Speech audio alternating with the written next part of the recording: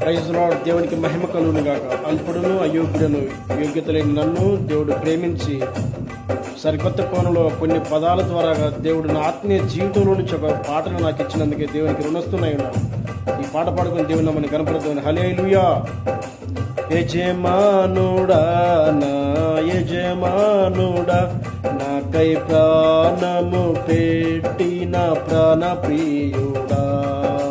యజమానుడా నా యజమానుడా, నాకై ప్రాణము పెట్టిన ప్రాణ ప్రియుడా.